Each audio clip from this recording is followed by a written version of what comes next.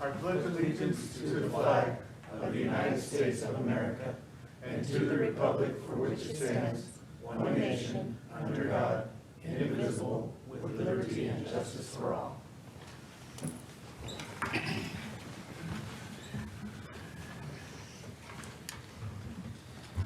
Introduction of commissioners and staff, please. Yeah, Bill Berryhill, public member. Amy Bublak, city member. Jim DeMartini, county member. Mike Van Winkle, city member. Terry Withrow, county member. Richard O'Brien, alternate city member. Brad Hahn, alternate public member. Javier Camarena, Assistant Executive Officer. Sarah Lytle Penny, executive officer. Alice Mims, LAFCO counsel. Jennifer Goss, commission clerk.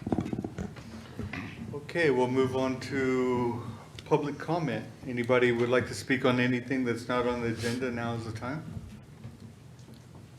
Seeing none, we will go to approval of minutes. Everybody got a chance to look at the minutes? Move to accept. Second. We have a first and second. All in favor? Aye. Any opposed? I think our second, we got to get another second on that one. 'Cause I think that Oh, was, sorry. I'm turning my mic off. Okay, we have a first. Thank goodness. We have a first, Yeah, I'll second. and now we have a second. And all in favor? Aye. Any opposed? Motion carries. Troublemaker Richard. Correspondence. You have no specific correspondence, and then you just have the informational items as posted on the agenda. Okay. Anybody have a conflict of interest tonight? Nope. Okay, move on to consent item, year-end financial report for fiscal year 2018-19. Take a motion. Motion to approve. Second. We have a first and second. All in favor? Aye. Any opposed? Motion carries. Public hearing, we have one item tonight. LAFCO application number 2018-02, Northwest Newman Phase 1 reorganization to the city of Newman.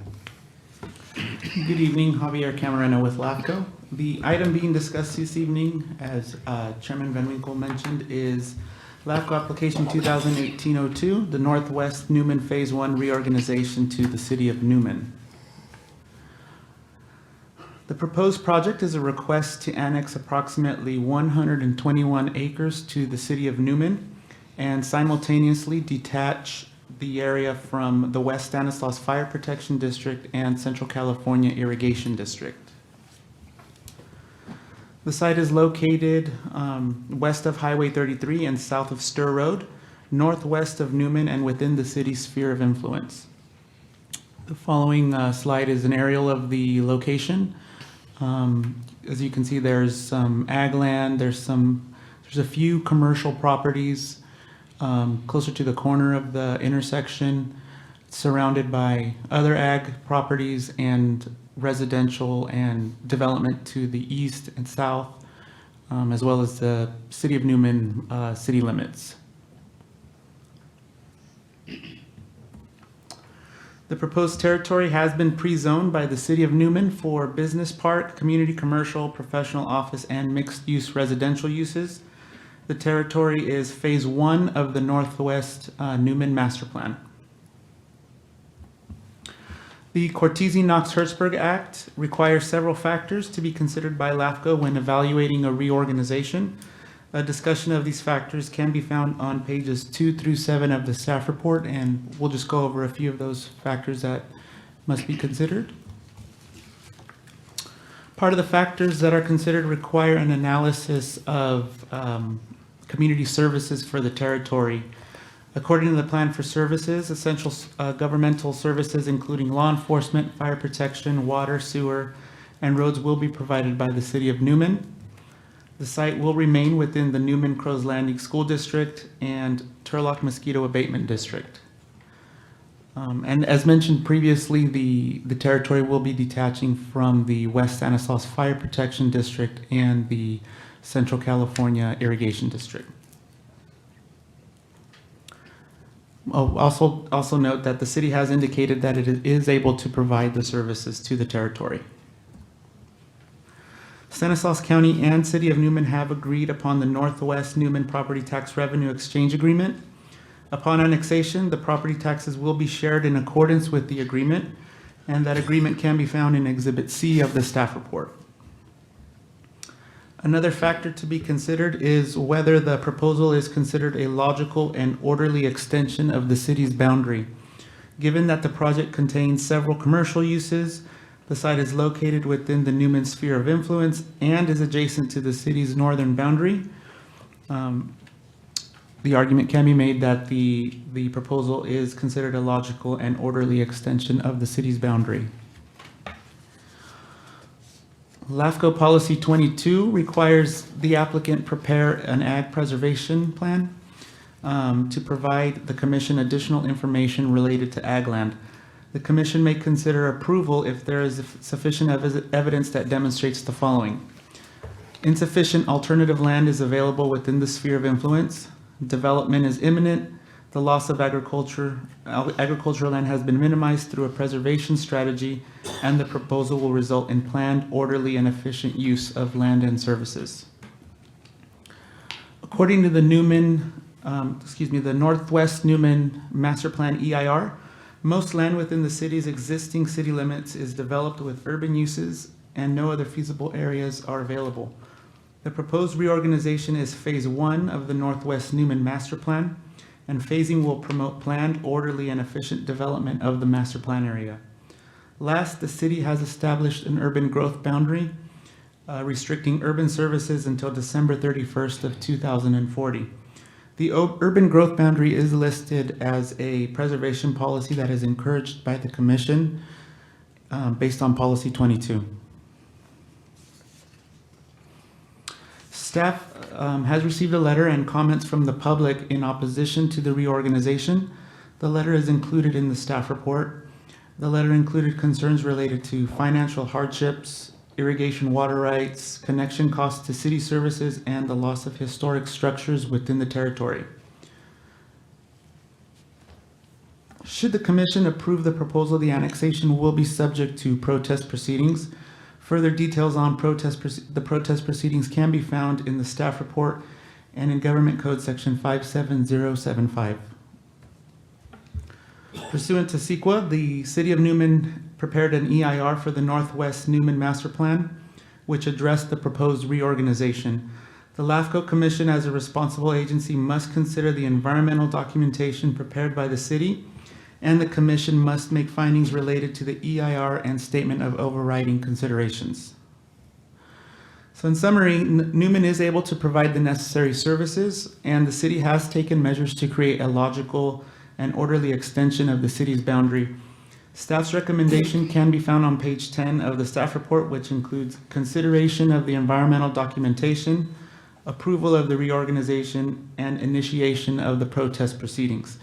That concludes my presentation, and staff is available for questions from the commission.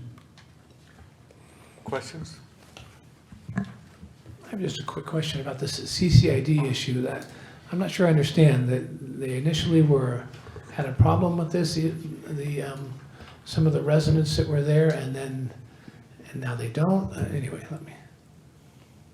We might be able to get some insight from public comment on that. Okay. The CCID themselves sent a letter in support of the detachment. Okay. Yeah. Okay, but maybe We might hear more. more to come. Okay, very good. Thank you. Any other questions? Just on the, can you kind of clarify how the protest votes work? If there's people that don't like this annexation, what's the procedure? Is there an election? So if the commission were to approve the proposal tonight, we would schedule a protest hearing that would be following a 30-day reconsideration period that we have for all projects.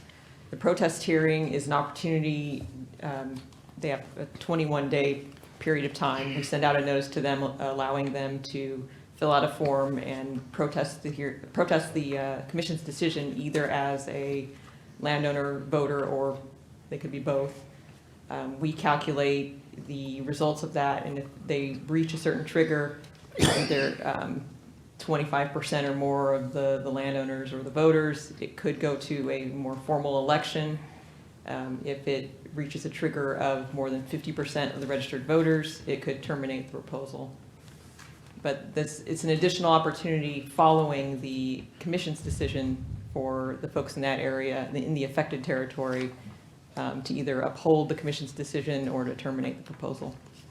Is this just registered voters or just whoever lives out there? It's registered voters and landowners.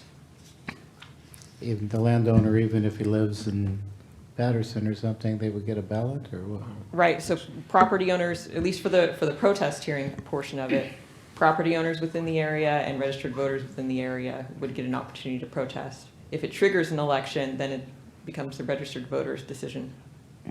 Oh, and not the property owners? Right. If they don't live there? And it would be a certain circumference radius, what you would take in for that, or? So it's only within the affected annexation area. Do you know what historical buildings or whatever is gonna be lost in that? You said you had complaints about that too? I don't believe any were identified on the registry or in the environmental. We haven't identified any, but one of the letters mentioned some of the homes that are out there, just with the annexation might, be taken out or, Oh, so there's, Yeah. it's older homes or something that. correct. There's older privately owned homes that would still be up to the property owner to maintain or not maintain, either way.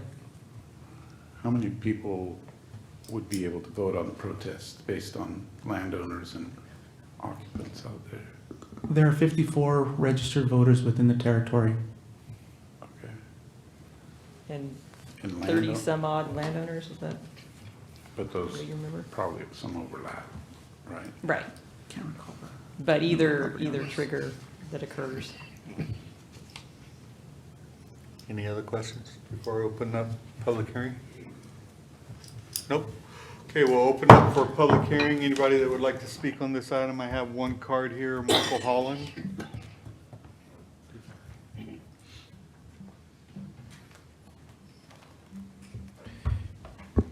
Thank you, Chairman, members of the LAFCO board. I want to thank Sarah and Javier for working with us on this report. This project is 7 years in the making. We started this back in 2012, and we decided to go through the master plan process. And the reason we're doing a master plan on this, in 2004, we initiated an update on our general plan. And during that process, Michael Cook from the city of Turlock showed up and did a presentation to our general plan committee as well as our planning commission and city council. And they talked about the North Turlock master plan and how successful it had been for them. So if you look on page 42 of your package, you can see that our general plan, our sphere of influence, is broken out into 8 master plan areas. And the reason that is because our residents told us they didn't want us to piecemeal and just piecemeal projects together and do a subdivision here, a subdivision here. They wanted a cohesive project, and they wanted neighborhoods built, not just subdivisions. So as we fast forwarded to 2012, our council took it upon themselves to fund the master plan and the EIR with the anticipation that there was going to start being some job growth on the west side, as what we've been experiencing in Patterson and hopefully soon in the Crow's Landing area there. So we thought we could provide support services to them. So we picked Area 3 because that has both commercial, business park, and residential in it. This particular master plan, if you looked at the whole thing, it's about 375 acres. It's about 1,200 residential units, and it's over 2,000 jobs. So it's pretty substantial for our community. As you know, we proceeded forward with funding it because we wanted the jobs, and we're running out of non-residential land to develop jobs in our community, so it was important for us to go forward. Also, right across the street, right across Highway 33, there's water and storm drainage and sewer lines that are already stubbed to it that are going to handle this particular area. So it made the most sense to go forward with Area 3. During that process, as you know, LAFCO adopted Policy 22, which is the Ag Preservation Policy. So we called timeout. We went to our voters and put up an urban growth boundary before them. They overwhelmingly approved it by 70%. So we have an urban growth boundary on it. It was 25 years initially.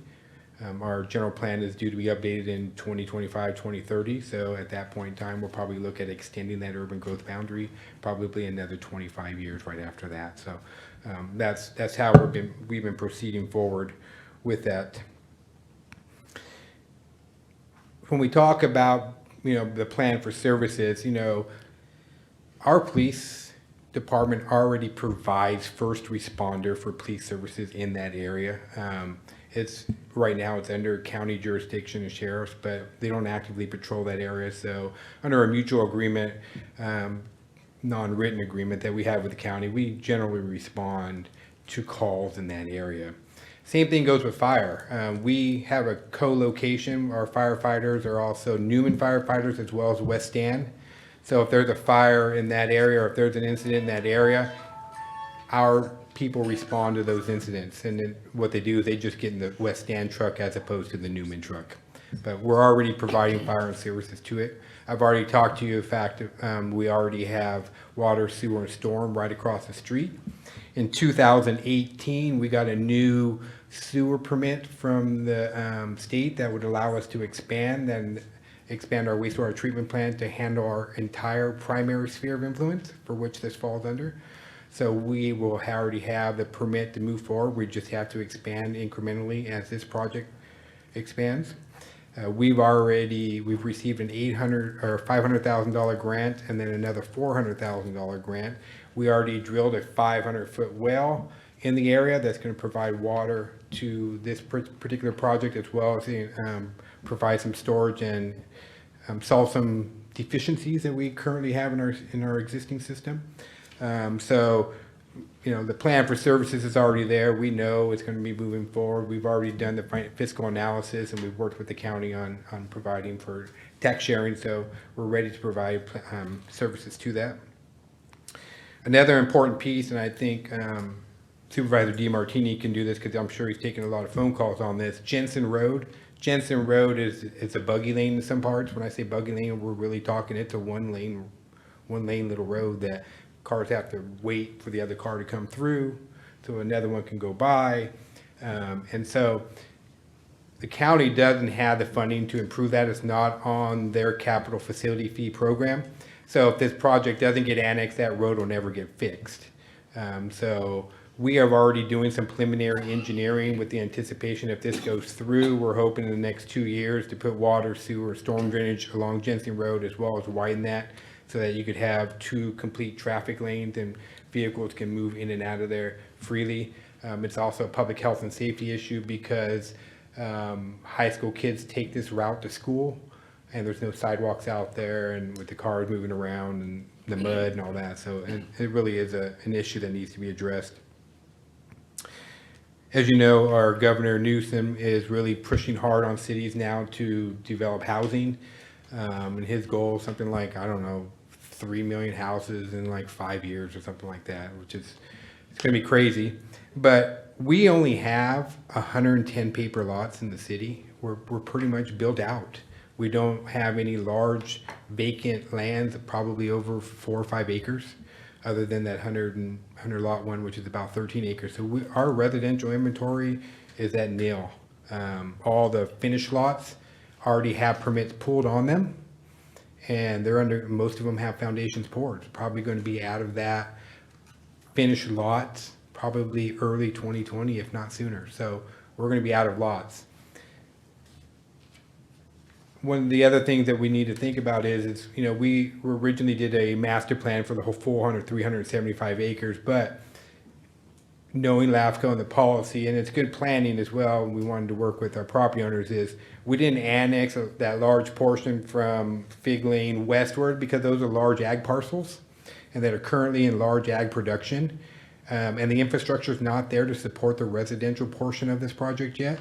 So we're asking that, this first portion come in because this is where all the jobs are at. We'd like to bring in the infrastructure and jumpstart that.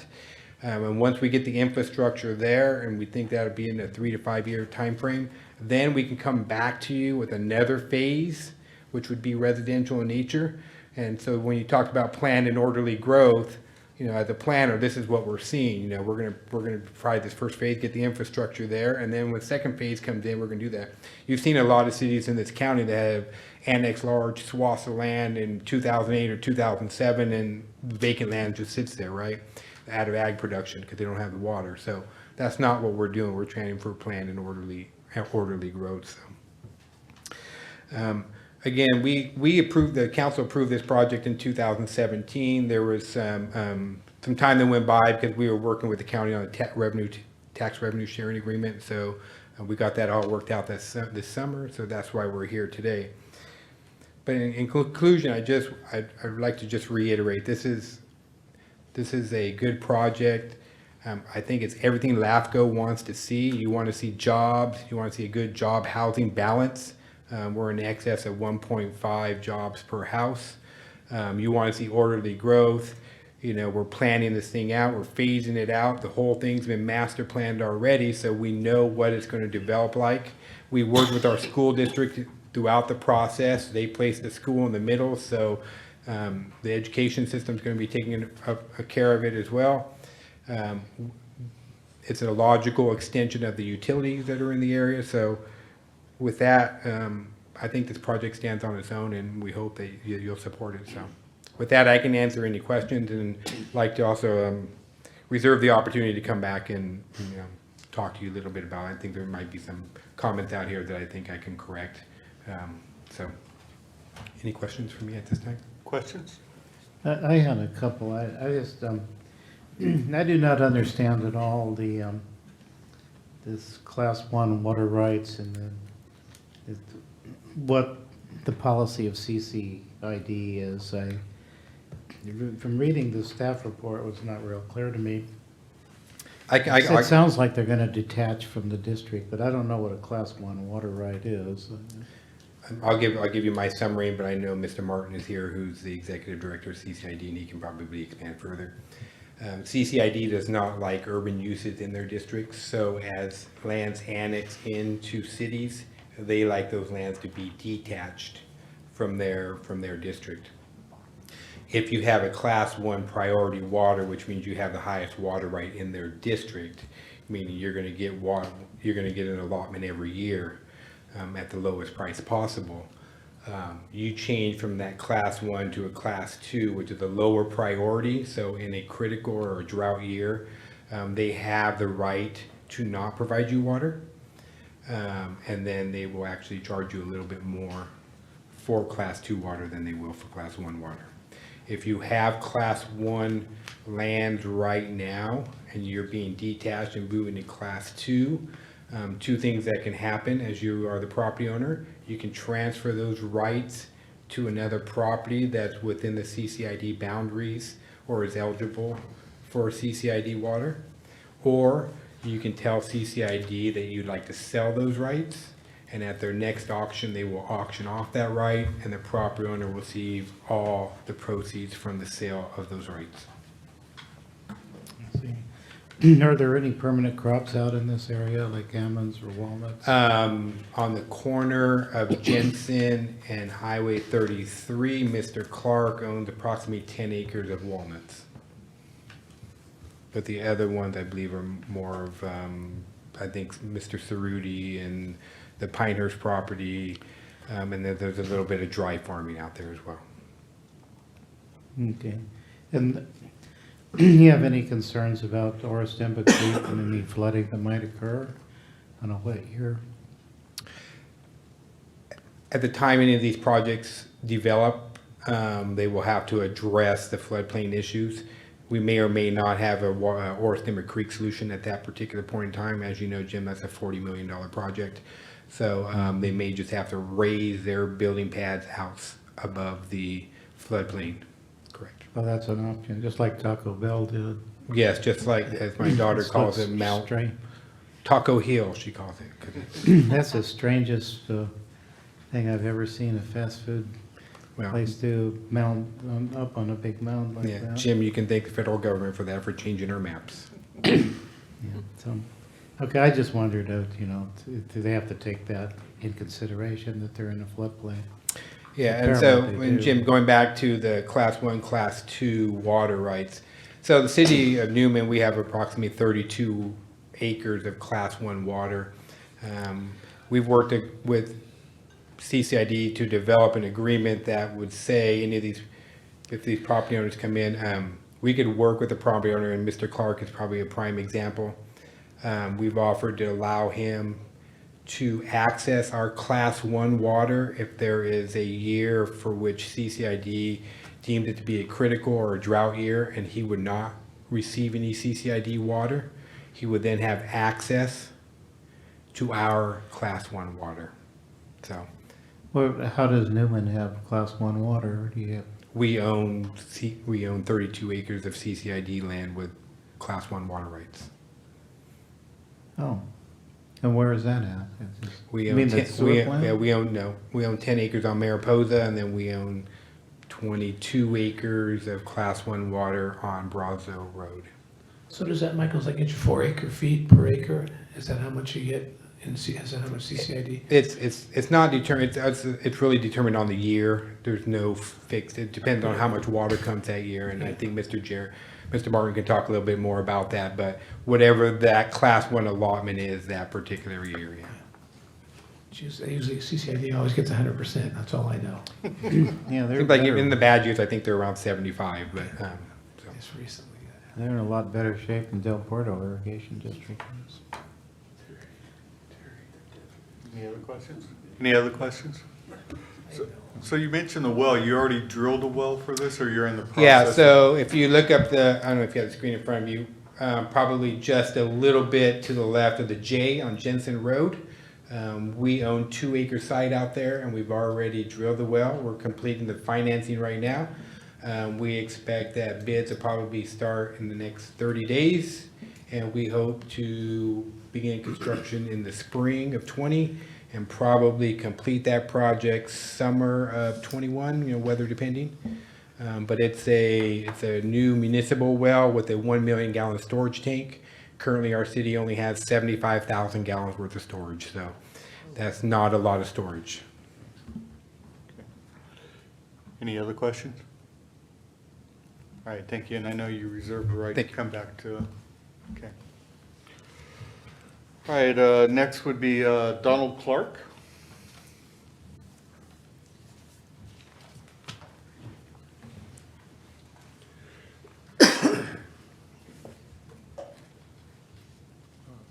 My name is Ronald, not Donald. Oh, sorry. First, I would like to say that I agree that the city needs to add residential property. I think it's premature to be trying to add commercial property. Okay? I don't see the kind of growth that would justify basically almost doubling the downtown area at the present time. The kind of growth I've seen in the last 19 years, it'll be at least 15 or 20 years, I think, or more. But eventually it will happen, I agree. But in the meantime, the city wants to annex our property to the city. And there are financial consequences for those of us that are using the CCID water.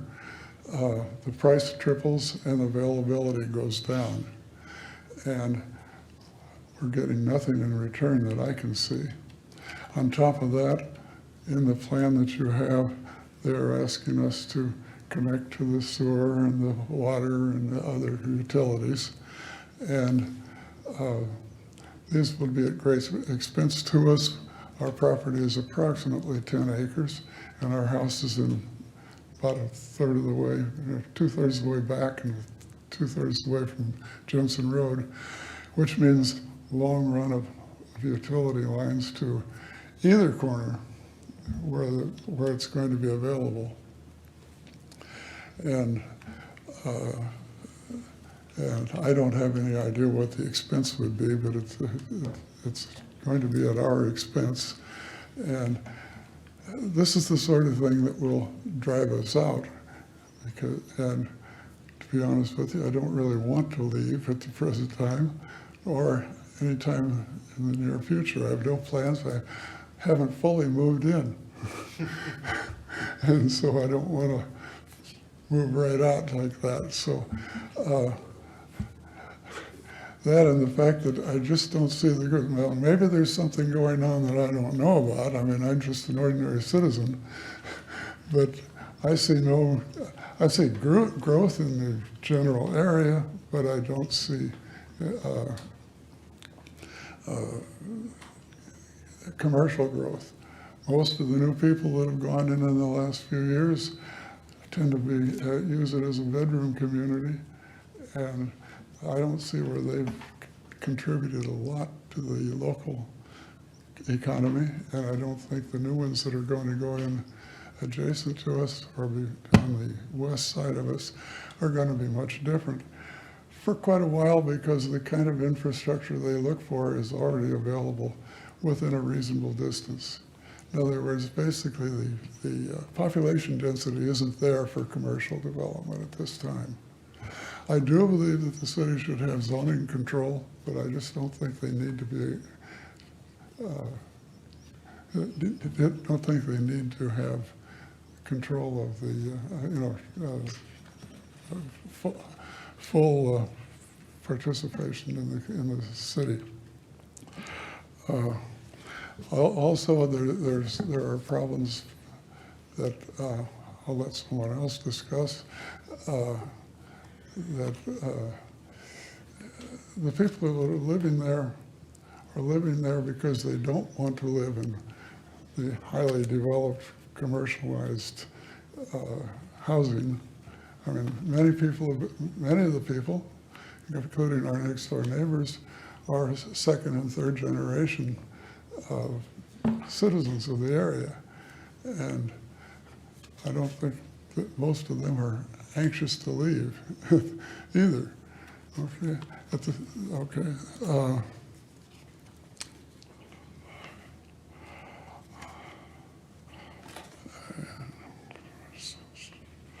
So I guess what I'm suggesting is move over and start with phase 2 instead of phase 1. It makes some sense to me. Leave out this portion of at least the commercial part of phase 1.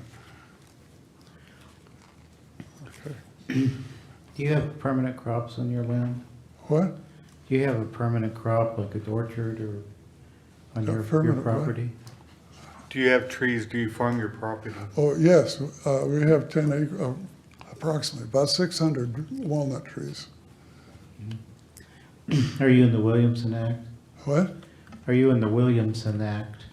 I have no idea. Okay, well, if you don't know, then you're probably not in it. So I noticed there's some properties, a couple of them that are in Williamson Act, but I don't know where they're at. I don't know what that is.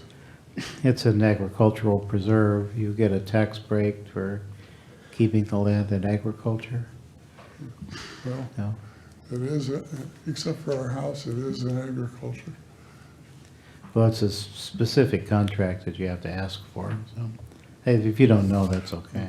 I know there's somebody out there that has that.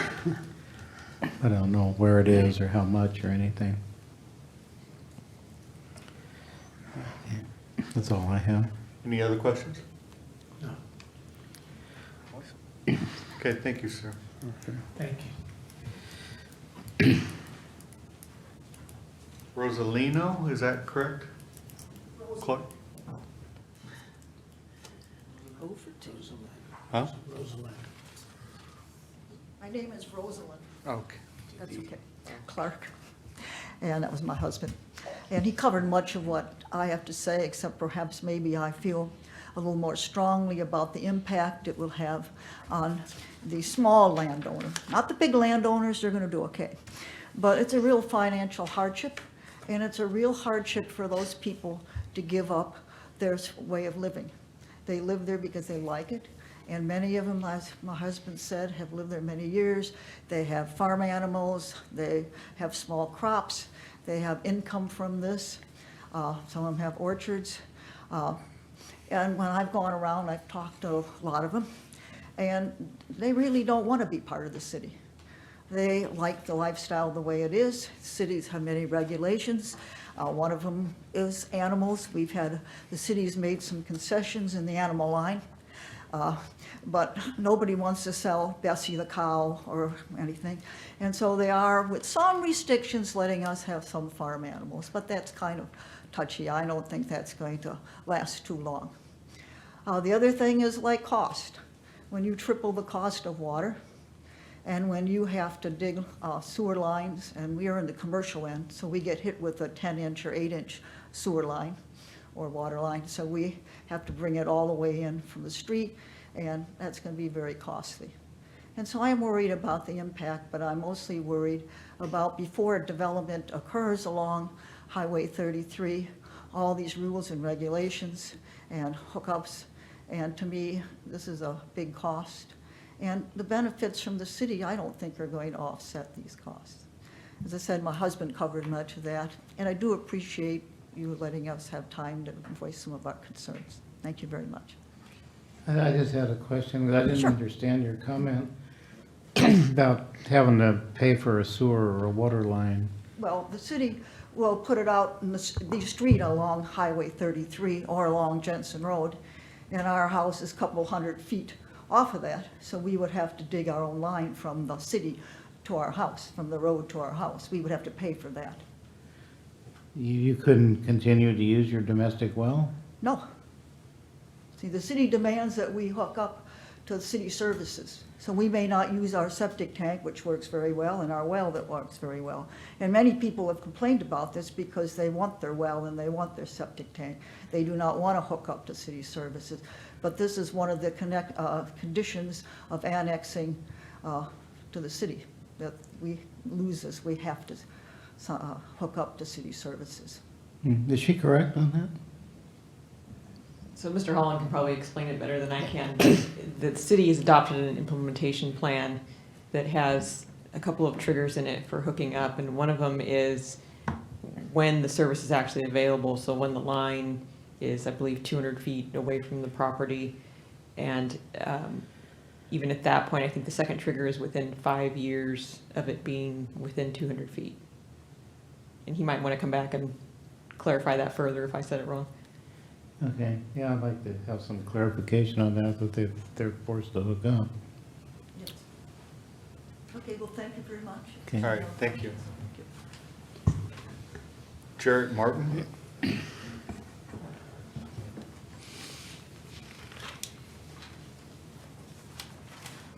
Commission, my name is Jarrett Martin. I am the General Manager of Central California Irrigation District, and I was going to provide some clarifications on some of the questions that were asked. I want to thank you all for allowing me to be here. In regards to a not support, a support of this process, let me clarify where the district's at. Is we have a policy in place where if property is annexed into a city, it gets detached from the district. And so our letter is in support that it's consistent with our policy. We're independent of the politics behind it, okay? But from our policy, it does meet that statute. It's detaching lands that are now annexed into the city. The question about how does Newman own water rights? So what happens is the city of Newman owns property, but it's outside the city limits. And so the fact that it's outside the city limits is still consistent with our policy that they don't have to detach. They're just like any other landowner that wants to own property in CCID. But if they were to try to annex that property primarily around their wastewater facility and such, at that time, we would be in favor of them detaching that property. So that's how it has water rights. Class 1 versus Class 2. Our water rights are pretty historic. They go back to the 1870s when Henry Miller was walking the earth, and the lands that he developed and are now were historically the San Joaquin and Kings River Canal Company. Walking through history, it is now Central California Irrigation District. Those lands are district lands. It's actually in the district, and it has an allocation. Allocation is tied to the water rights on that property, which is, without getting into all things water, we can probably have that conversation across the street later. It's tied into inflow to Shasta, and we have a set allocation. And so on the backside of that, the district has imposed a tiered water structure, and tier 1 of in-district lands is $13 an acre foot. We look at that annually. From a cost perspective, we're a nonprofit, so we need to keep that in a reasonable at a reasonable number. But it's $13, and it's been about that price for the last couple of years, outside of 2014 and 2015, which were historic droughts. So if it was a historic drought again, and there's a curtailment of our water supply, it could go higher. It would likely go higher, but at least in the short term, $13 is the current price for this fiscal year, and our fiscal year is a calendar year, so through December it'll be this price, and we're going to look at that. We're actually looking at our budgets right now. Class 2, it's not in the district. We'll make that clear. It's land that's not in the district, and so what we do is we have those were lands that were historically served. And so this annexation would be a case of that. It was historically served land that upon annexation gets detached from the district, has the ability to be class 2. The price to deliver the water to that facility, it's if and when available. So it's not as secure as CCID water rights. It's if and when available. And so historically, if and when available has been there, but there is if and when available. And the current price of that, and again, it's something that we look at and adjust as we need to, is $40 per acre foot. So if you compare tier 1 of district lands is $13, tier 1 of class 2 non-district lands is $40. As use goes up in the district, and you get above 3.2 acre feet per acre, the price goes from $13 to $40, and that's for the same reason that's the cost for us to generate that additional supply.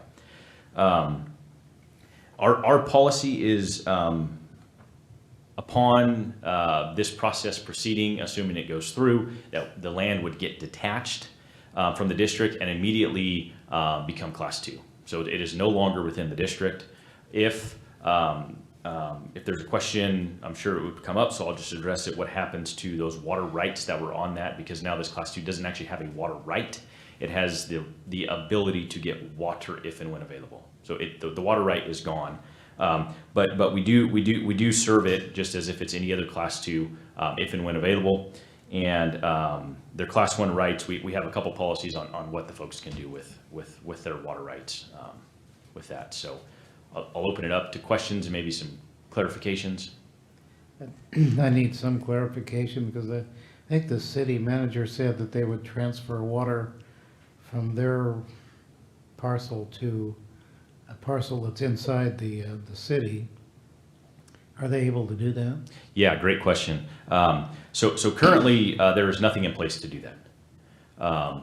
There have been some discussions at the board level, at my board, that our goal as a district is to protect our landowners and make sure that we can provide them water if and when we can do it. And so if there's a possibility out there that when this property goes away, that we can somehow work something out, I'm 100% in favor of taking it in front of my board and seeing if we can make it work.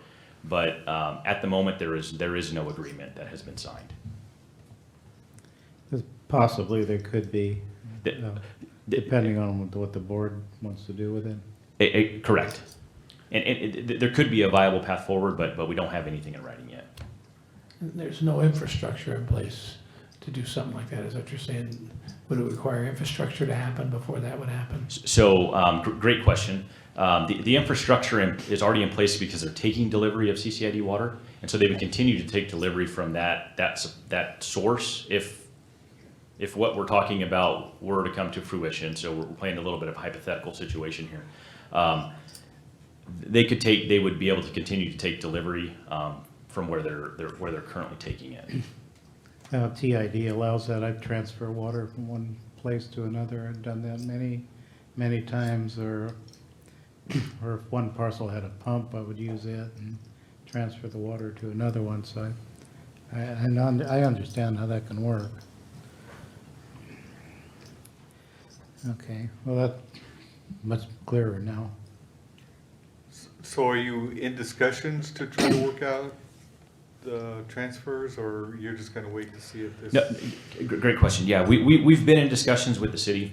We sent them a proposal, and they presented something that was slightly different. And so I've talked with Michael Allen about, our board has discussed from a preliminary standpoint of what we would expect, and with the theme of we really want to protect our landowners. And so with that assumption, at kind of a cordial level, we've had some agreement with both the board and the city council, but we have yet to put something together until there was something to put together. If that makes sense. Does that clear it up a little bit? Okay. Any other questions? All right, thank you. And I don't reserve my right to have to come back up here. Just kidding. If there's any questions, I'd be glad to answer them. The next one, I can't read the last name, but Sherry, I can't read the handwriting. I know. Sorry. It's Mercigli. What is it? Mercigli? Yeah, my batting average tonight's not good. Good evening, Chairman and Commissioners. I come before you this evening to comment on the Northwest Newman Master Plan Phase 1. First, a bit of history. I personally, as well as other property owners within the proposed annexation, have raised several questions regarding the adverse effects of having our properties annexed into the Newman city limits. From the loss of CCID Class 1 water rights and housing non-domestic animals to maintaining personal well and septic systems. We presented our concerns to both city administrators and the Newman City Council. As a result of these communications, on March 7th of 2018, the Newman City Council approved the Policy Implementation Program for Northwest Newman Master Plan. This document was written to address our concerns and set policy on how to handle issues as they arise, even though we were told it is mostly what is already in the city's code. City code, as well as the program, is written for developers and not property owners wanting to remain on their land. This annexation is unique in that it is being driven by the city of Newman instead of developers, without the express or even implied consent of the property owners. The majority of the people in this proposed annexation do not wish to be annexed and have no desire to leave their homes for development. The program's requirements for property owners to hook up to city services and bear the costs of water main and sewer extensions, which would normally be paid by a developer, are prohibitive. The cost of installing infrastructure, whether for future development or extending it because the city hasn't brought services to our property yet, just because we have been annexed into the city limits, are prohibitive for most. In effect, people will be priced off their property if their septic or well fails. On June 8th of 2018, we, the property owners of 27807 Highway 33, submitted a letter to LAFCO to be considered our letter of position and official declaration opposing this annexation, as well as our letter submitted to CCID. On October 5th, 2018, I submitted a notice to intent to circulate petition signed by the proponents of the petition. The proponents began circulating the petitions for both property owners and registered owners to sign, whom also opposed the annexation. We procured many signatures during the months of November, December, and the beginning of January. The annexation was then put on hold due to the stalled tax share agreement between the City of Newman and Stanislaus County, making it impossible to know when it would come before LAFCO. On November 7th of 2018, the Newman City Council voted to approve a fee waiver agreement for water service. The city had learned that if they connected 15 new properties to the water system resulting from the well number 10 project, they may be eligible for a 0% loan, saving them many thousands of dollars. To entice people to agree to connect to the system, the city offered to waive the fees totaling $2,567.51 per connection if the signers agreed to not protest the Newman annexation. This agreement was only offered to property owners on Fig Lane and Jensen Road. Since the projects are mutually exclusive, the city needing well number 10, whether or not the annexation occurs, It is evident this agreement was written not only to be eligible for a 0% loan, but to thwart the petitions being circulated. And I do have that here for you. As it was initially offered to the city and what the city council voted on. The city also attempted to create a water service agreement with CCID to mitigate the possibility of no water available to Class II property owners during a critical water year. So that's what hasn't come up yet. They said they will transfer, they were talking about offering to transfer, if they came up with an agreement with CCID, in a critical water year only, when you could not buy available Class II water, they would transfer the water. To my knowledge, that critical water year has never happened. So it was in a critical water year, once again, only if you agreed to not protest the Northwest Newman annexation. Again, the true nature of this document is to thwart the petitions. It was never approved by CCID. I do have the document here that was proposed and actually offered to us to be signed before it was even went to CCID. On August 1st of 2019, City Administration held a Newman Northwest Annexation Update meeting. Our concerns were heard and some revisions made to the implementation program. Though we appreciate the revisions made, our most important concerns were not addressed. When pressed, administration made verbal promises stating issues would be dealt with on a case-by-case basis. Property owners would not be held to the exact letter of the policy, and the city had worked with people in the past but refused to put anything in writing. This may be true with the current city staff and council. However, as we all know, city staff and council are not static. Turnover occurs, elections are held, and no one knows who will be there tomorrow. In the future, the only thing to rely on will be what is in writing. Again, we can very easily be priced off our property with the current program, which still requires property owners, instead of just developers, to finance infrastructure with no surety of reimbursement. On August 13th, 2019, the City Council reviewed the revised program. Once again, people voiced their concerns. The council said things like this, said things like, this is for the good of the community. They realize people don't like change, and this isn't a surprise. It's been in the works for a while, but the concerns were not addressed. The council voted on and passed the revised program. The proponents continued to circulate the petition and obtain more signatures from property owners and registered voters opposing the annexation. I have here a copy of these petitions for you as well. Let me get all this guy. Now on to the packet before you. In the executive officer's agenda report under factors, item A, I do not believe the likelihood of significant growth in the area during the next 10 years has been proved. How can it be if a majority of the people in the area are opposed to it and infrastructure alone could take that long to build? Item C, I believe there is a negative impact on my economic interests, making this a yes instead of a negative. There are no negative impacts with this proposed action. Item K states, according to the city's Northwest Newman Master Plan financing plan, project developers will be responsible for funding or constructing all backbone infrastructure, sewer, water, drainage, and roads for new development. This contradicts the fact that property owners can and probably will be saddled with these costs without any or at least reasonably timely reimbursement. Item L shows the size of the water lines planned for the area and supports the fact that this price is prohibitive for most. And basically what they're saying is, I have almost 9 acres. The house is probably 3/4 of the way back from the highway, but it's far from many of my property lines.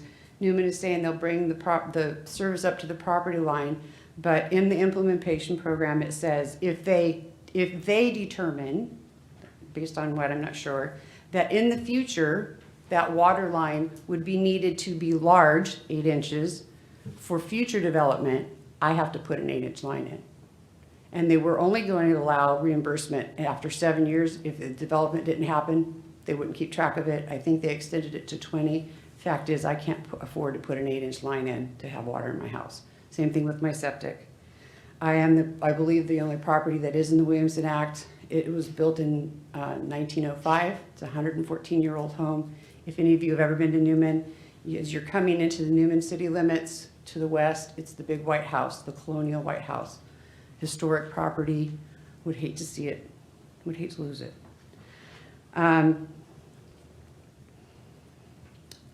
Item N, the implementation program was revised but does not address these concerns. The city's resolution 2017-55 under findings and approval, number 13, says future developers shall be responsible for extending said infrastructure as a part of their development. Again, that's contradictory. And also under conditions of approval, number 11 and items 12B, these conditions are based on development. What if the property isn't developed? That's never addressed. Exhibit C, statement of overriding conditions. Benefits being stated as outweighing unavoidable significant impacts are based on no facts, just conjecture. Number 2 and 4 especially, they state 2,000 jobs. Based on what? I don't know where they're getting the 2,000 jobs. There's only like 4 properties up there that are going to be commercial, and how they're going to fit 2,000 jobs on there, I have no idea. Especially if we're not willing to sell and develop. Under resolutions, the resolution 2018-28 findings, number 12 specifically states future developers again shall be responsible for extending the infrastructure, not current property owners. Number 15 states phase 1 does not include residential development, but in fact it does. Although that development is used to project units which would have to be built on top of the existing homes. So there's a little corner that they say that there's a little bit of residential in this plan. There's already homes there. And they're saying we're going to build, I can't remember how many, the number. If you see item M under factors, it'll show you how many homes that they say they're going to build. And they would literally have to tear down the ones that are there to do that. Under the plan for agricultural preservation, number 4 once again refers to residential development in phase 1, which is 12.6 acres, which is already homes, which I just said. Claims commercial area will generate 540 jobs, but I don't know what this is based on. I don't know what they envision. I've asked many times, what do you envision here? I've never been told. They claim the business park will generate 1,200 jobs. Again, I don't know what that's based on. And that equals 1,740 jobs when it was previously claimed that they would generate over 2,000 jobs. LAFCO Resolution 2019-19, which is the resolution that's before you to vote on tonight. Item E, the site Newman City Council, it cites Newman City Council Resolution 2017-54 for adopting the same findings. I can't find Resolution 2017-54, but Resolution 2017-55 is a resolution for the entire Northwest Master Plan, not just Phase 1. I would also like to reserve the right to come up again. I have all of the documentation backing up the stuff I just rattled off to you. Basically, we are opposed to the annexation. That home that is owned by my brother, sister, and I is an historical home that's been in our family since my grandmother and grandfather lived there, my dad. Now my brother lives there, and we all have children. And the other issue is that if you start piecemeal developing, so say we don't sell and somebody north of us sells, and we pull a Taco Bell and they build up that high, they have to build it up that high because we are in a floodplain, it's going to create a dam. And it's going to be a real mess if we once again get flooded. Thank you very much for your time. Okay. Marcus?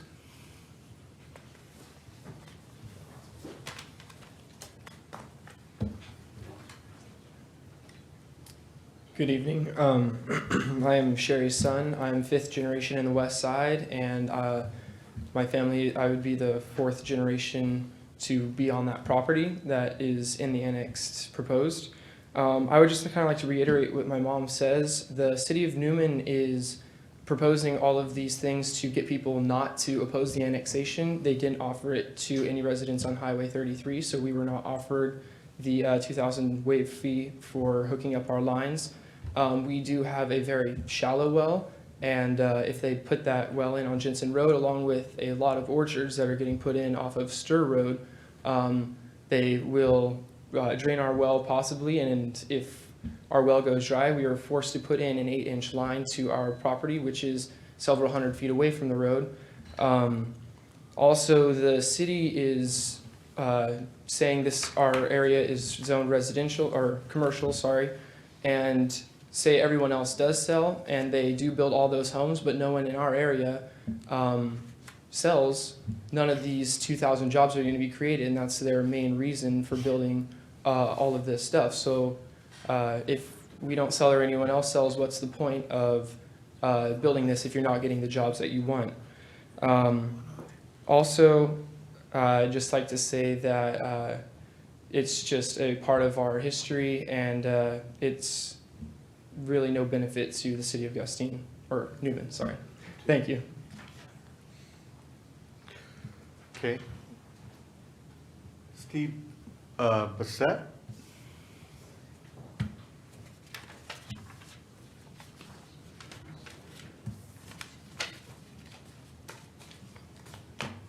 Well, yeah, my name is Steve Bassett. Oh, Bassett. And I'm Sherry's brother. I live in the big white house that everyone's talking about. I think everything's pretty much been said. As far as the water rights, I would lose the water rights. I have chosen not to farm a summer crop the last several years just because I've been too busy to do it. It's kind of a pain to farm 9 acres. And I was offered possibly the Class 2 water that from Michael, but only if I had irrigated for the past several years, which I have not. So that basically puts me out of it if I chose to do it. At $13 an acre, I can afford to put in Sudan or a summer crop. At $45 or 40 whatever dollars, I can't. It doesn't pay to try to grow a forage crop at that price. And so at that point, it'll look like it does this year with the weeds and dry and ugly, you know, from now on. The other thing, it is in a floodplain. I sat up on my balcony a few years ago in the late 80s, or late 90s rather, and watched the flood come down Highway 33. And it didn't actually get in my house, but it was on 3 sides of my house. This whole subdivision, just right down the road, there was, you know, 2 or 3 feet of water in those houses. So everything there is going to look like the Taco Bell on the other side of town that's, I don't know, 3 or 4 feet high. And how do you do that with, you know, wheelchairs and stuff like that? I have no idea, unless you build the roads up as well and haul that much dirt in there. It actually came over the CCID canal, which is several feet higher than that ground. And when the flood came in, that's how it came in. It reached the canal. So I don't know why the city of Newman is trying to develop onto a major floodplain like this. Other than that, stuff like my farm animals, I have my horses. They did do a provision to where every year I have to write a letter to the city saying that they can approve what horses or other farm animals I have there. I own a cattle ranch. Sometimes I have maybe a baby calf or whatever. I would have to have city approval every year and to basically continue the business that I've been doing since I was a little kid. And other than that, the financial consideration of putting in the 8-inch water mains, 8-inch sewer pipes, which normal cities, they do that with the Mello-Roos taxes or other bonds to pay for that. And they're expecting the landowners to do that. And maybe if it's developed in 20 years, maybe you'll get your money back. Well, to my way of thinking, that's the city's job. If they want to annex this, they need to supply the services. So other than that, like I said, I think everything's pretty much been addressed that I had to say. So, thank you. Okay. Okay, that's all the speaker cards I have. Anybody else that would like to? Mr. Romano? Thank you, Chairman Van Winkle, members of the commission. My name is Dave Romano. I'm here this evening on behalf of Sandpoint Properties. We own about 20 acres within the annexation area. I want the commission to kind of harken back. About 15 years or so ago, Newman was coming to the commission with like 40-acre annexation after 40-acre annexation, and the commission actually got really frustrated with Newman, and they said, you better stop coming back to us with annexation after annexation after annexation and show us what you really plan to do.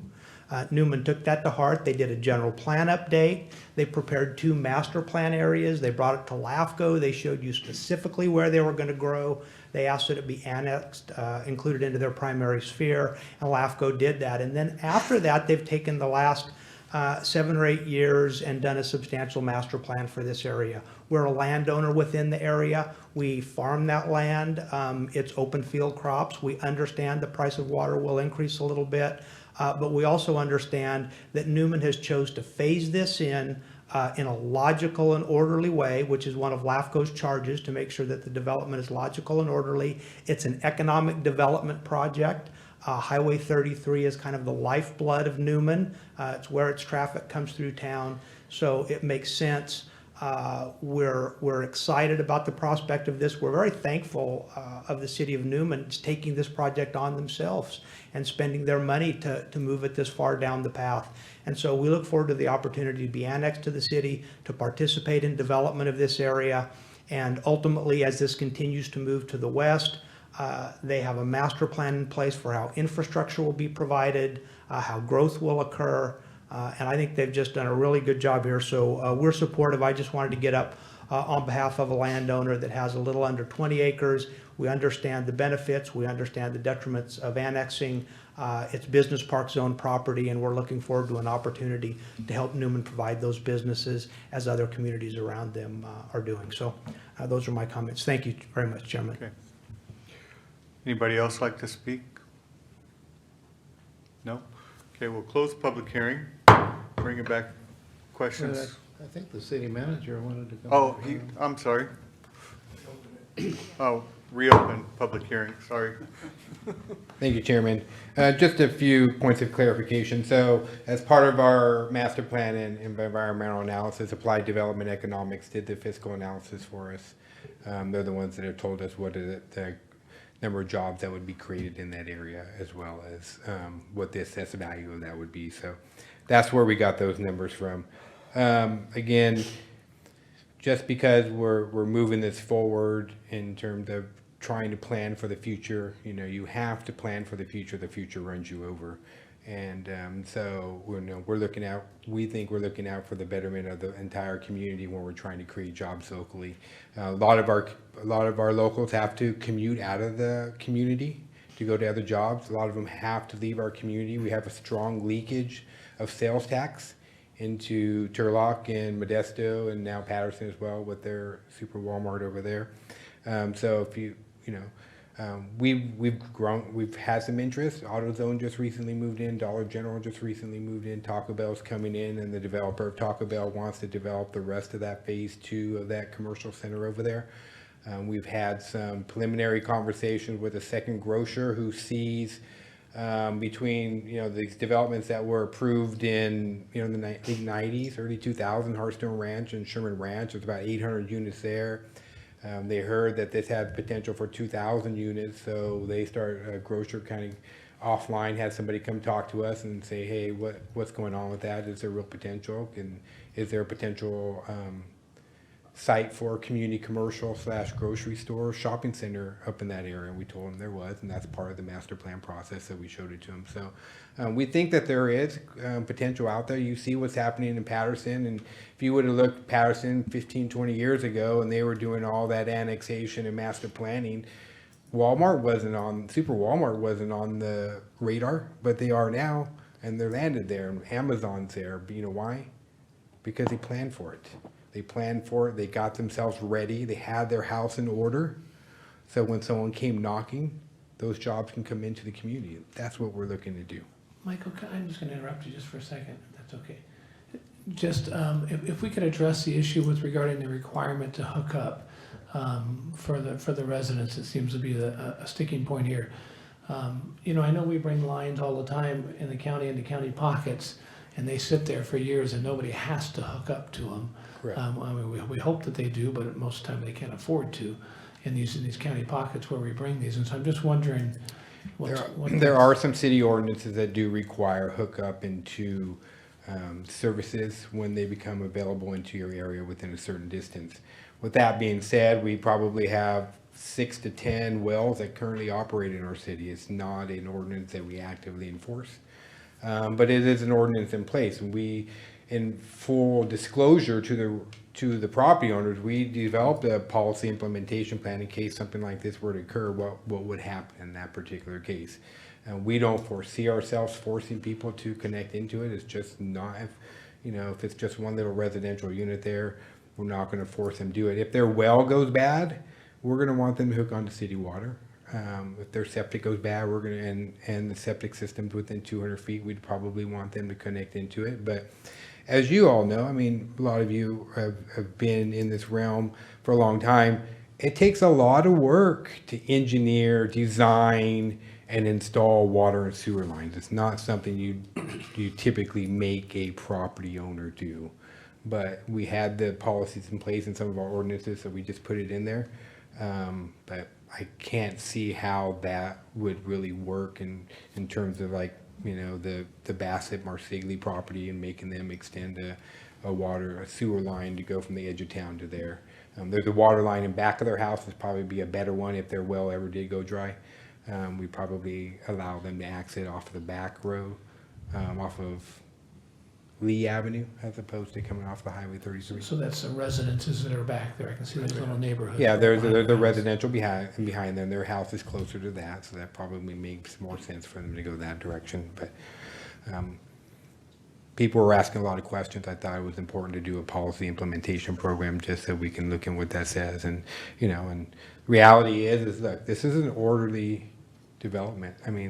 We're doing what LAFCO wants us to do. You want us to plan for orderly development. You want us to put it in a place that makes sense.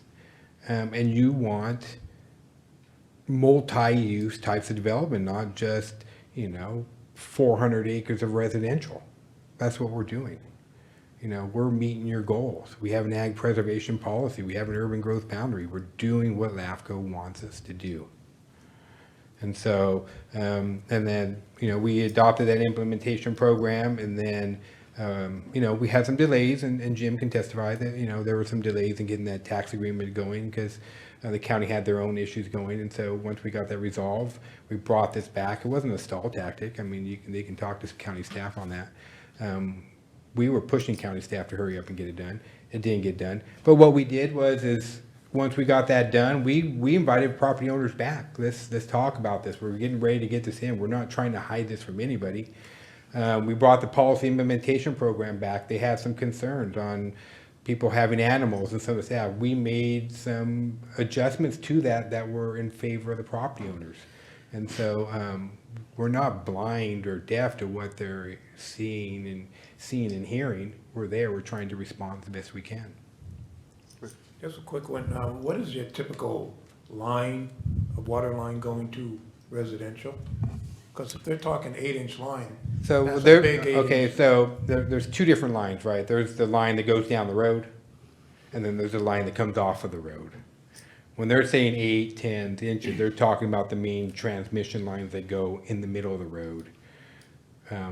Traditionally, a commercial development, depending on the size of it, could go anywhere from a 2-inch to a 6-inch if you had a large commercial center. So, But that cost is not bound by the people who are there. That will be, whoever develops the property or whatever that. so what they're referring to is if the water line is within 200 feet of their property, there is something in our ordinances that say that they could be required to extend that main line, that 200 feet, so that they could tap into it. But again, So that's the line down the street. They'd have to extend the line a little further down the street to get to their house. But the problem is with that is in real life, I can't just put a water line down the street wherever I want. You have to have water lines separated from sewer lines at a certain distance, as well as storm drainage line. They have to be a certain distance from utilities and all the other things. So you have to design all that stuff together. So the reality is that it's not going to happen, even though it is a city ordinance that's been on the books for a long time. So in your mind, there's not going to be a financial burden to these people within this annexation area that they're concerned about? I do not believe so, correct. Okay. Yeah, so you're saying that, policy would be that they have to hook up and all that, but they could continue to use their septic and their well, and you guys, is there any way you can assure them in writing with some verbiage to give them some kind of guarantee? Because, I mean, when I listen to the government tell me, I got your back, I tend to shudder a little bit. So is there some way you could work with those property owners to have something in writing so they can feel more confident in what you're telling them? We have ordinances in place. Some of those ordinances would have to be rescinded if that was going to take place. What I've tried to share with them is we have septic systems and wells in our current boundaries that we don't force people to get off of. In fact, the house on sale on Merced Street is probably 60 years old, right in the middle of town. It's got a well. We haven't forced them to get off of it. So, but again, without actually going back to my city council and asking them to rescind some ordinances that are already in place. So, and while I understand that's important, I mean, it's important to some of the property owners that are out there, I'm here with LAFCO to talk to you about this is a well-planned, orderly development and a natural extension of our boundaries. If I wouldn't have done this policy implementation program, if I wouldn't have tried to be transparent with all this wouldn't even be an issue. It would just be all swept aside. But trying to do the right thing and to create a document like this, and it's created more work for the city. But with that being said, we're still trying to be as transparent as possible. Most annexations are extremely in favor of the annexation. There's in Patterson, you don't have this many people in an annexation usually, and they're very willing to be annexed. Here you have a lot of resistance. Well, at this point tonight, you've heard from one property. Or two properties. You've heard from two properties tonight about this. There are other properties that are in favor of it. Just because they're not here doesn't mean they're not in favor of it. Again, we could have carved out some people. We're just trying to do a logical, natural extension of our boundaries. We could have played politics and carved out people and brought you something back. I mean, that's one way of going forward, but it doesn't make the most logical sense. So, we're trying to do good planning here in the city, and we hope that you see that in the end. And you hope that we see that we have been trying to be as transparent as possible with our property owners. We have tried to be as accommodating as possible, and even offering up some of our ag water in times of critical years if they were going to get cut off, and that they could use it. I know Mr. Bassett made a comment, and we only had 32 acres, and there's much more than 32 acres out there. So we had to kind of draw a line on who would be first dibs on our 32 acres. And so we said, if you've used water in the last 5 years, then you get first shot at our water. But again, no one's come forward with that. I know Mr. Martin from CCID, the city and him has had that conversation, and yeah, we tried to add language you couldn't protest, but CCID wasn't in favor of that. So we told Mr. Martin, that's fine with us. If that's what CCID takes, then we'll pull that out. So that's no longer in the agreement. And they're going to tell you, well, that's never been approved because we've never had anyone actually come forward with us hand in hand to CCID to get that agreement approved. And we've offered it up. I think the only issue I have with this is if the property owners are forced to extend an 8 or 10 inch line. It's one thing if the line's there and you just want to hook up to it. I know you have to pay a fee to do that, but to The policy Yes. reads if they're within 200 feet of it, they may have to extend it that 200 feet to get there, so. But again, that's an existing city ordinance. I, to be honest with you, it's in either water or sewer. I don't recall which one it was, but we extended that to both of them to make them consistent with the other policies, so. But again, Jim, if I wouldn't have done a policy implementation program, you wouldn't even be asking that question. You don't ask that question of all the other cities. So I don't understand why that's an issue today. This is the first time it's ever come up in any annexation. Because the city was trying to be transparent and create a document. Go ahead. We just did an annexation and development, and we'll be taking care of all of those lines, not the existing property owners who have buildings on it. I don't understand why you're doing a service line of 8-inch or 10-inch, that you're gonna require the property owners to install an 8 to 10-inch line. Usually it's that 2-inch line going from the house to that 8-inch line. Again, we have an existing policy. If they want, the city could potentially require somebody to hook up to city water if they're within 200 feet. That's existing city ordinance. Okay. Would they have to install a 10-inch line to get to that 200 feet, or can they just do the? Potentially, they may have to install a main line for 200 feet. But with that being said, it's hard to get that engineered. It's just, you should look at your ordinance. It might even be in there, so. The idea is if we come up with a financing plan, the developers are gonna pay for all this infrastructure. And I think you guys are getting caught up in the weeds and not looking at this like you should be looking at this and seeing that it is a nice, logical, well-planned master plan and annexation. Yeah, I think, Michael, I know I do, and I think most of us here agree, we appreciate all the work you've done, and that you have come back here with a great plan, and I think everybody here appreciates it. And there is just this fly in the ointment, I think, to some extent, when you see somebody that's gonna have to get stuck with some costs, potentially, and I know you say that won't happen, but like Bill says, I wish there was some way we could put some sort of condition in here that you guys, this is all great, we'll go with it, and you guys front this cost. If that does happen, you guys would make sure that they were covered until a developer comes in or something, because I think we all feel that, I don't want to speak for everybody here, this is a good project. You guys have done good work at this, there's no question. And we're not questioning that part at all, but it's just there's one issue that, like you said, for that to happen, potentially could happen. You say it won't happen, and anyway, I don't know if there's anything we can do with that or not. And I know you can't do anything yourself. You got to go back to your council, and you'd have to change the ordinance, potentially. Any other questions or comments? And I just have the same concerns Mr. Withrow does about having homeowners extend a large main line. I just think that that's not their responsibility, that of a developer or somebody. That's the only issue I have with this, that everything else is okay. Chairman, can I make a comment?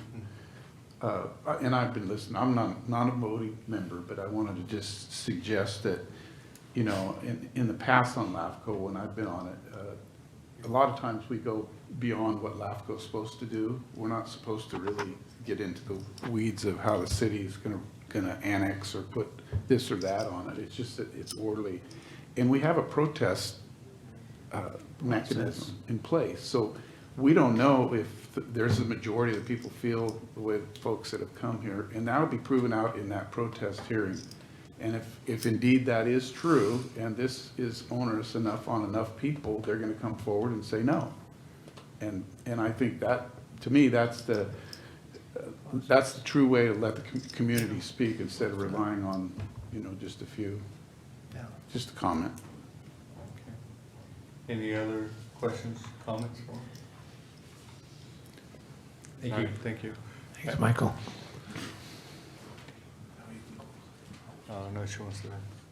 Just quickly, to address a couple of the issues. I appreciate the City of Newman doing the implementation program, but believe me, if this implementation program had not been presented to me, I would have read city code and I would have found it. It was an answer, this was a result of answers to questions that we had. And so it's not just being transparent. I would have found it anyway. And as far as changing ordinances, I know I've been involved in city government for years. And because this is such an unusual and such a large annexation, Newman's never done this before, there's no reason why additional ordinances cannot be written for specific situations. In this case, not a developer is being, the developer's not trying to bring in the lines, and it has to be done if my well goes out.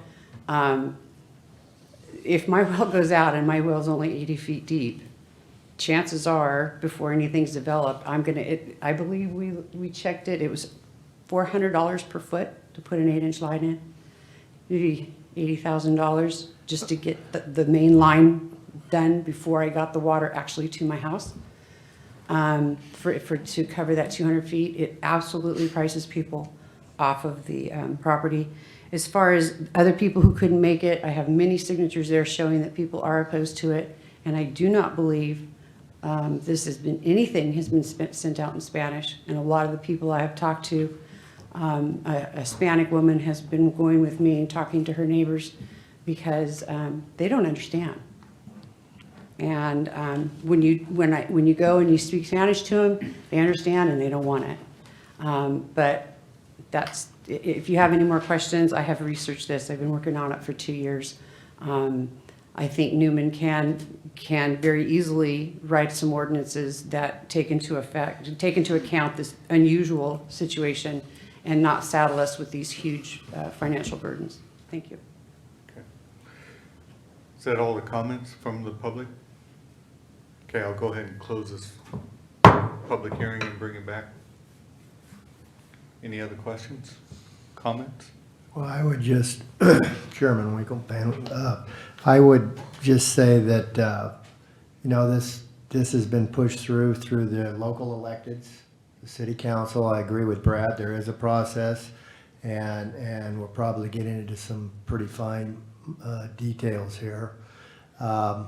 As much as I would love to say they should get something in writing or something, I have to say that from LAFCO's perspective, they've done everything right. And there's a lot to love about this project for Newman. And the fact of the matter is this state needs housing tremendously bad right now. And I think they've done everything that LAFCO would have asked of them. And so I would support this. Okay. Any other questions or comments? Just a comment. I do agree that I think grandfathering makes sense, but I'll stay in my lane and do what we're supposed to do for LAFCO and hope that the process is adhered to afterwards. Yeah, the city has done everything right here. I mean, the only issue I had was cost of homeowners having to hook up, and I would hope that the city would not really require that. I don't think the LAFCO can require such a condition, but outside of that, I think the project's okay. This is an annexation that, it's unusual in it, the people are being forced into it. Or I know in annexations in Patterson, why the property owners can't wait to get annexed. But here it's quite different. I'll go along with this here, but I really hope that the city does not require any existing homeowner to extend an 8 or 10-inch line over to their place just to get water hooked up. That would be my hope. Okay. I hope that's quoted in the newspaper. Okay. Yeah, I appreciate the concerns, and I would think, like you said, I think we have to kind of stay within our boundaries here at LAFCO. It looks like a great project the way this has been put together, and like I said, very much appreciate this. I wish we could have avoided this one area, getting into the weeds here, and I'm hoping that still can be avoided through the council in Newman and through your approaching the councils in Newman. As this comes forward and comes to fruition, I'm hoping that we won't find yourselves in a spot where you're, but I think that's something that has to be addressed with your, first of all, you can try to stop it with the protest vote. That's the first phase. And then if this goes through, then I would say I would work my elected officials in Newman very hard to make sure that, that you're not put in a position that where you're ending up with a hardship. So I would support this also. Okay. Pretty much same feeling I have. I've been in construction and I've seen where developers put in the services and then came back and got paid as it developed, and I would hope that would be the situation here. And I would also support that, and hopefully you're not saddled with that burden, and you do have the protest portion that if you don't feel like it's gonna work. So I guess. I'll make a motion. Okay. To approve resolution 2019-19. Okay, we have a Second. motion, when we have a second, all in favor? Aye. Any opposed? Any abstain? Motion carries. Okay, other business, we don't have commissioner comments. Any additional comments? Nope. Okay, executive officers report. Yes, so at our next meeting, I had mentioned previously that we have a annexation for the East Side Water District coming up, and that will be at our December meeting. We will also have the fire contract from City of Modesto that will be at that meeting. I wanted to give the commission a heads up that staff will be out of the office next Wednesday and Thursday. You can still reach us by phone and email during that time. If anyone calls the office during that time, it automatically gets forwarded to our email if you leave a voicemail. So we'll be back on Friday next week. And that is all. And the Cal LAFCO conference is coming up. Do you have Yeah, any comment about that? That is what I was referring to as well. Next week is the conference, and staff will be in attendance to that, as well as Commissioner DeMartini.